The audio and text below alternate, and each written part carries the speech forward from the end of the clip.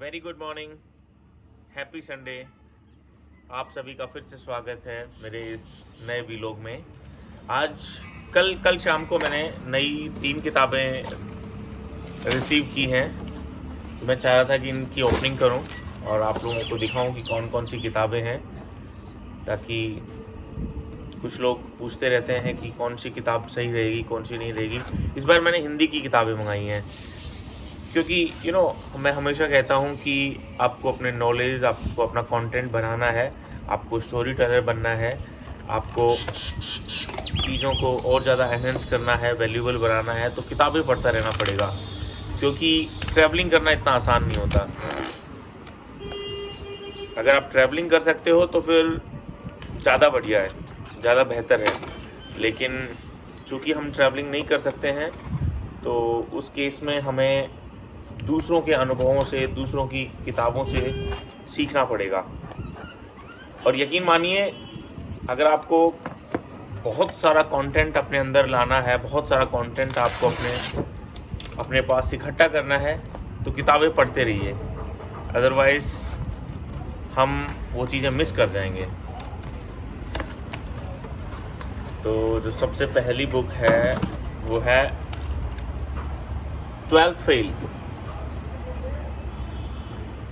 बहुत अच्छे रिव्यूज़ हैं इसके, और पिछले कुछ 5-6 महीने से इसको मैं सोच रहा था पढ़ने की, लेकिन मैं ऑलरेडी कोई बुक पढ़ रहा था। हर महीने मैं पढ़ता हूँ, तो ऑलरेडी पढ़ रहा था और टाइम नहीं मिल पा रहा था। लेकिन ये मैंने फाइनली इसको ऑर्डर कर लिया है।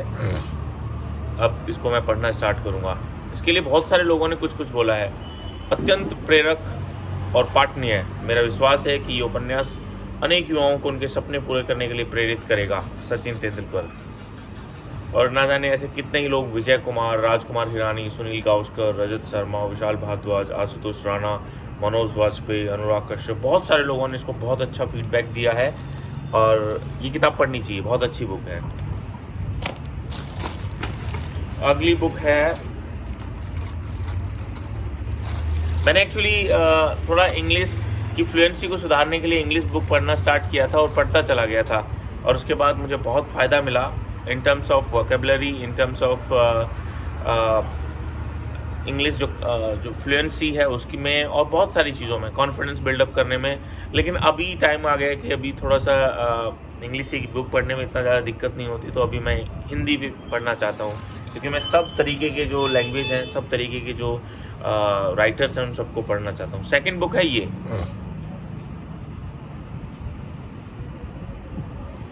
Dark horse.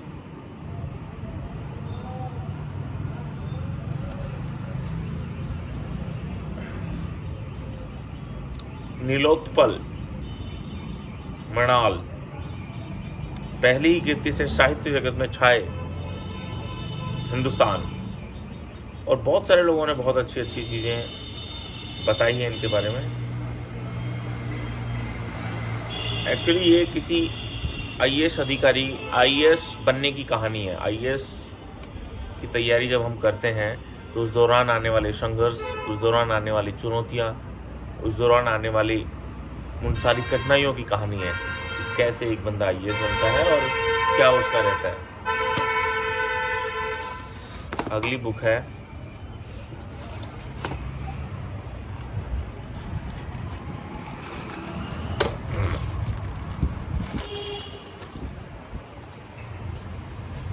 एक और बुक है, इश्क में शहर होना। ये भी हिंदी की काफ़ी अच्छी बुक है, काफ़ी अच्छे रिव्यूज़ थे, तो मुझे लगा इसको पढ़नी चाहिए, क्योंकि ये मुझे पढ़नी थी।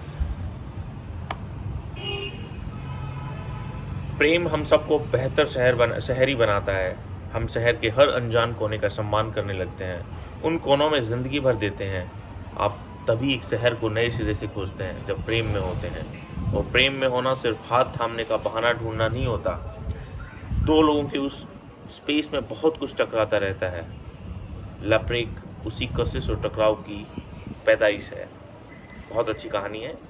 तो ये 3 किताबें मैंने मंगवाई थी, और मैं अभी बहुत ही एक्साइटेड हूँ इनको ख़त्म करने के लिए, क्योंकि ये तीनों ही हिंदी की किताबें हैं और इन तीनों के ही बहुत शानदार फीडबैक थे। और चूँकि मैं कोई भी किताब ऐसे ही नहीं पढ़ता, मैं 2-3 महीने पहले से ही, जैसे ये ख़त्म होंगी उससे पहले से ही मैं नई रिकमेंडेशन पे स्टार्ट हो जाता हूँ और लोगों के फीडबैक के बेसिस पे पर्सनल मैं रिसर्च करता हूँ कि उनके क्या फीडबैक हैं, लोगों ने क्या उसको रेटिंग दिया है या फिर क्या कहानी का मर्म है, उसी के बेसिस पे मैं बुक ऑर्डर करता हूँ और पढ़ता हूँ। तो ये बुक मैं पढ़ रहा हूँ। So keep reading, enhance your knowledge and be a story teller.